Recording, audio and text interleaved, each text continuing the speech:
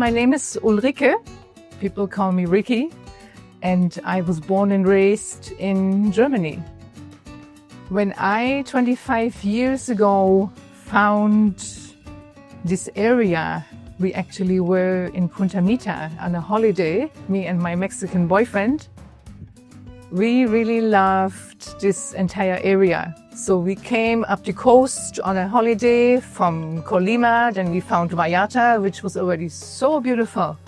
To drive into Vallarta from the south side, and we were thinking, wow, where have we arrived here? And people told us, keep going further north. So we ended up in Punta Mita, where 25 years ago there was nothing happening there, but it was so beautiful. The beaches were wonderful, and we just loved the whole area. The combination of ocean and mountains and little villages, and everything was still pretty wild out here. That's where we made the decision to move to this area. I lived in Punta Mita for 5 years, and in those 5 years, suddenly Sayulita got discovered.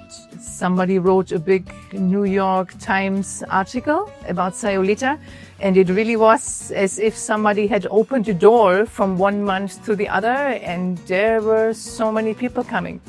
And that's kind of how Sayulita started coming alive and growing. And I moved here, and I am still here 25 years later. The challenges of the first year were a lot. Language to start with. Since I had a year preparation, I already learned Spanish in Italy, so my Spanish was más o menos, but I moved here. But still, it's difficult to settle into a new life, only half understanding what people talk about. I also remember the pace in Mexico is so much slower than in a country where I came from, where everything is, especially in a fashion industry where I worked for 10 years, where everything is moving. And then I was here, and I still remember I felt as if I'm walking through, I don't know, sand or something that was holding me back. Everything was so slow. Things were done so slow.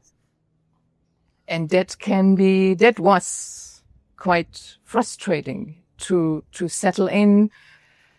There are a lot of pros for me because I love living so close to nature.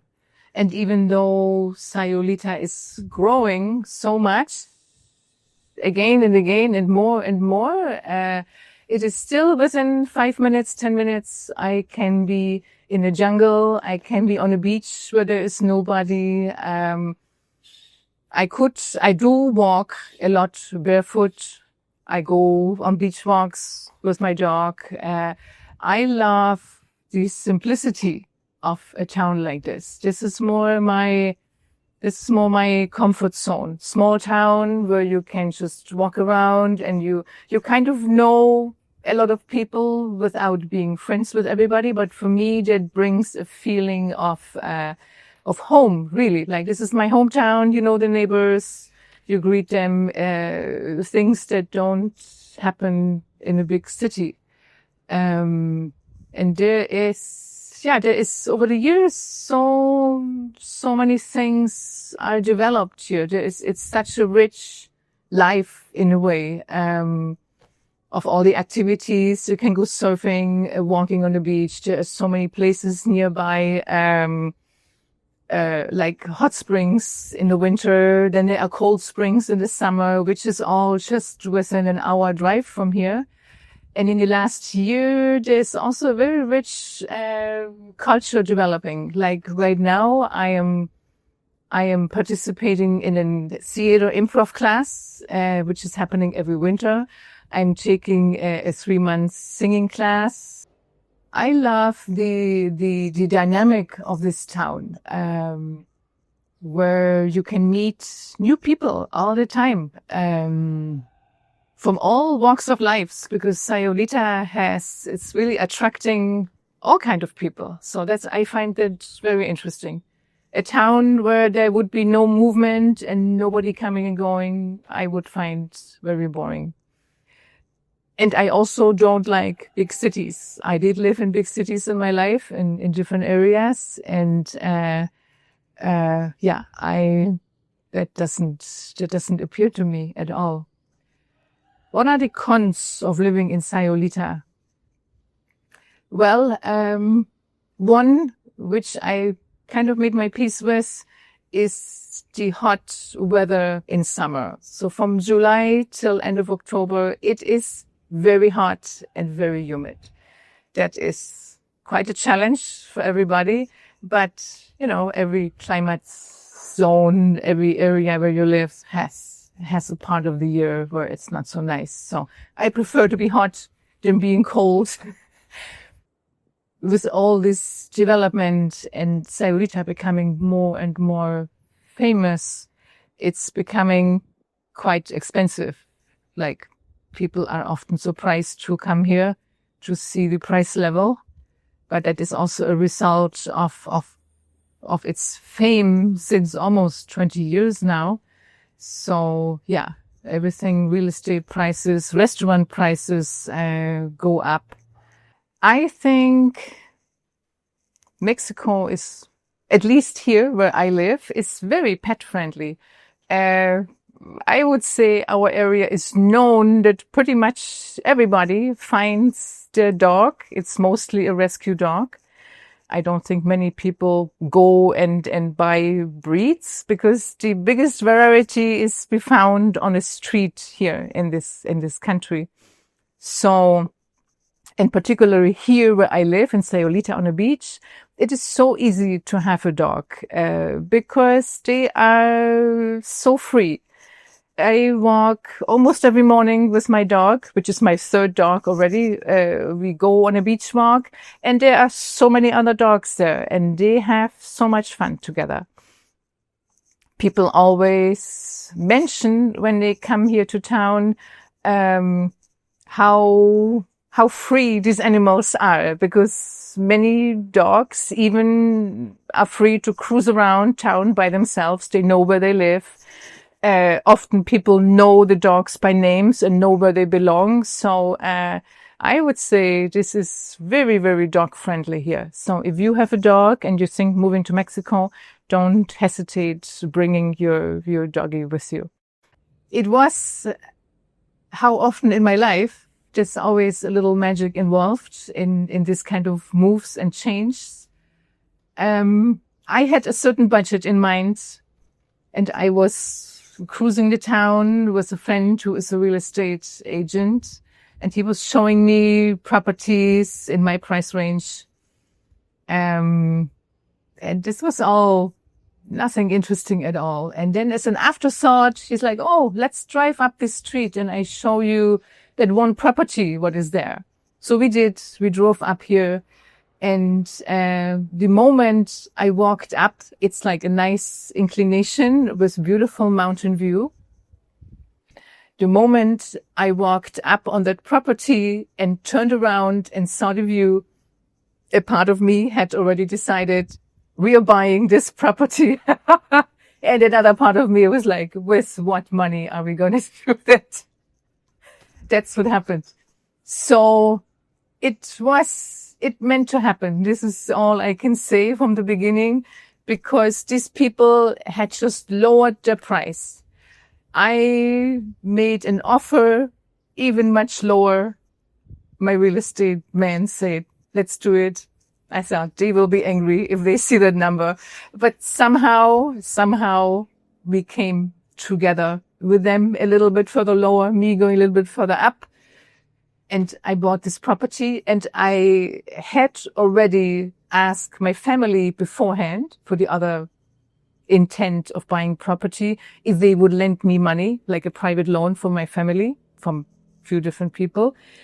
So with this new wonderful piece of property, I asked all of them if they would lend me even more than what they had agreed to, showing them the amazing piece of property I had found. And everybody, it was my parents, my brother, and a very close friend, and everybody said yes.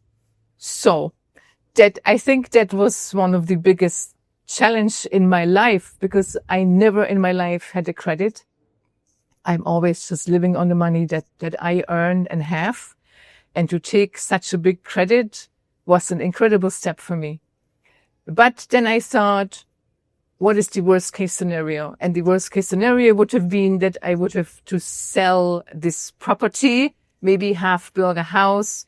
And since Sayulita is such a booming town all the time, that would have sold in whatever state. So I agreed and I took the credit, and like half a year after I bought a property, I started building a house. After I've been living here for 2 years, I had the idea of moving into alternative healthcare.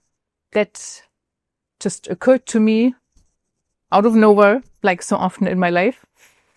And I thought that would be a worthy field to apply myself to go study, because it is so diverse, it is so deep. And that's what I did. I started with a massage course in 2004, worked for 2 years as a massage therapist. And then I met a woman here in town in Sayulita who was a rolfer. It's called rolfing or structural integration. And I found that modality so interesting that in the same year, I went to Boulder, Colorado to start my foundational training in that. And I basically became an alternative therapist for hands-on body work over the years. So it is almost 20 years now that I practice this kind of therapy in my own studio. My advice to people wanting to really move and relocate to Mexico is give yourself time. Give yourself half a year, a year. Don't rush into things. Don't expect things to be like home. I think this is a big challenge. Be open to new ways of doing things without always going immediately into improving mode. Like, oh my God, this can't be like this. This is wrong. We do this different. We're so quick to judge other people when in their way of life. So be curious to new ways of doing. Accept and respect the way things are done in Mexico, which often is very different than in our countries where we come from. I also would recommend to seriously learn the language. In my opinion, and I do speak 6 languages, the best is always to take a private teacher and do maybe twice a week for like an intensive immersion, take some language classes and make an effort to learn it.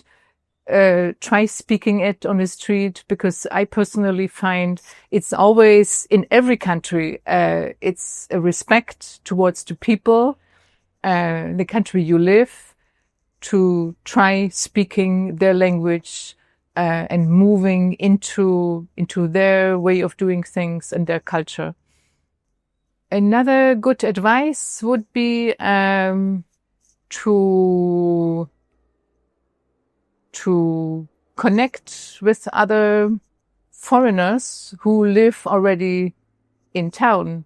And there are so many ways. You could go to a yoga class, to maybe start learning surfing if you kind of move to a beach town like Sayulita. There are so many fundraisers happening here for local schools or different organizations. And this is where all the local foreigners hang out and where you can meet so many people. And before you know it, you have 10 new friends who live here already for a few years. And that makes it into a very easy moving into your new life in a new town, in a new country. It will be 24 years this summer that I live in Mexico, here in this area, and I still love it very much. It really feels like home. Now more so that I live in my own house, created the way I wanted, and with friends that I know for 10, 20 years, and with my work being part of the community and offering alternative healthcare for people who live here, I really feel part of this town. And I am still enjoying every day waking up and seeing blue sky and the sunshine is wonderful.